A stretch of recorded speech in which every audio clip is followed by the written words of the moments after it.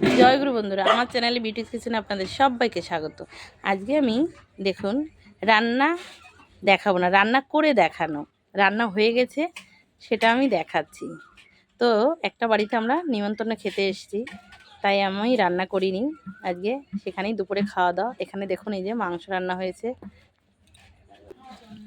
দেখুন বন্ধুরা, কিন্তু রান্নাটা আমি এখানেই করেছি এসে, রান্না দেখায়নি। যেহেতু সব আজকে রান্নাটা দেখাবো একসঙ্গে, শুধু একটা পদ দেখাবো না, তাই আমি রান্না এখানেই করেছি।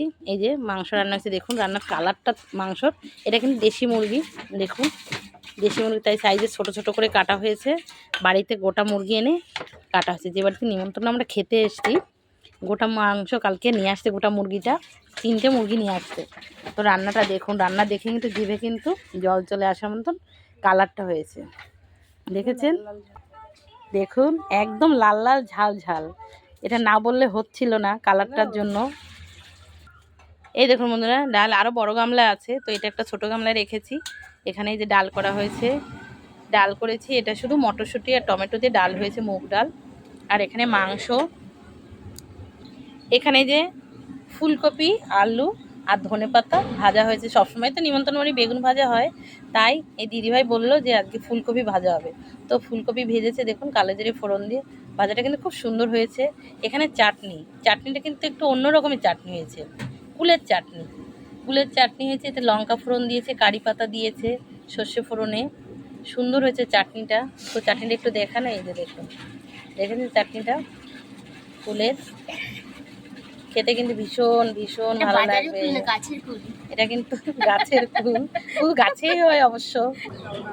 এখানে বন্ধুরা এই যে আমি ডেচকিতে ভাত বসিয়ে দিয়েছি, জল বসিয়েছি, দেখুন জলটা ফুটবে। চালটা ভিজিয়ে রেখেছি, 2 ঘন্টা বেশি হয়ে গেছে আমি চাল ভিজে রেখেছি, চালটা আমি দেখাচ্ছি। এখানে জল গরম হয়েছে, জল বসিয়ে দিয়েছি সবে, আরও জল লাগবে। এই যে চাল ভিজে রেখেছি, চাল পুরো ভিজে গেছে, 2-2.5 ঘন্টা ভিজছে, তো চাল 10 মিনিটে ভাত হয়ে যাবে।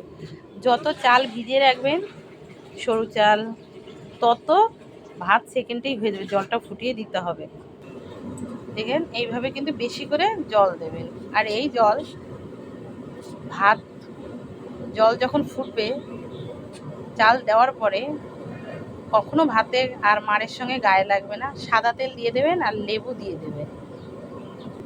এটা কিন্তু আমি একটা টোটকা বলে দিলাম।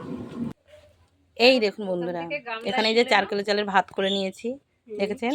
ভাত হয়ে গেছে, ভাতটা দেখুন কি সুন্দর হয়েছে, দেখেছেন? শিউলি ফুলের। তো আমার এই রেসিপিগুলো যদি ভালো লেগে থাকে তাহলে please please please like share comment করতে কিন্তু ভুল করবেন না, সাবস্ক্রাইবটা করে দেবেন। জয় গুরু।